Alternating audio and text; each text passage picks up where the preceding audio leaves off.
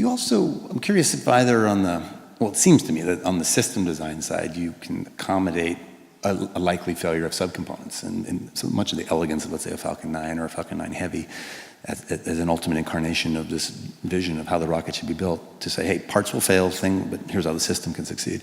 And I'm curious if there's any other thoughts along that, how to accommodate anticipated failure, and then also maybe managerially, is there ways that you motivate the team either in advance of failure to coach them on, hey, this is going to happen, or in the aftermath of failure to get them fired up to solve it and move forward when it might be dark times? And like, for example, notions like failure to launch, exploding on the pad, there's all these, it's a very visual, it's public spectacle when you have a setback in the rocket industry. And I'm curious how you manage around failure. I think it's like quite painful and difficult, honestly, and it feels terrible. The company's sort of looking to me to rally them, and so I do. But I honestly feel super bad.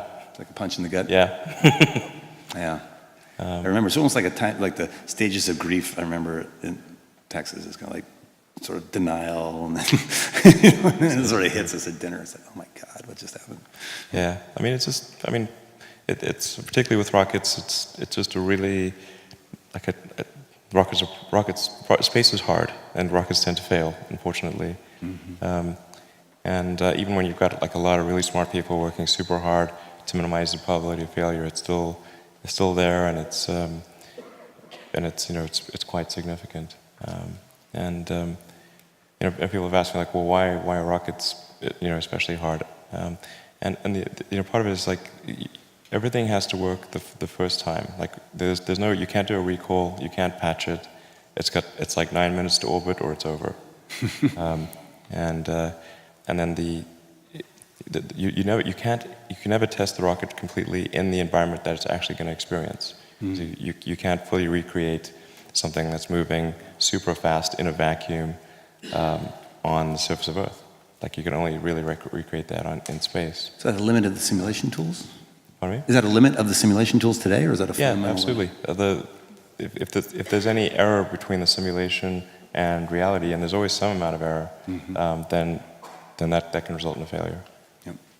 So it's a really, really tricky one. It's in a software analogy, it would be like if you had to write a whole bunch of software modules and you can never run them together, and you couldn't run them on the target computer. Like when you're testing them, you'd have to test them individually and not in the actual computer that they're going to run on.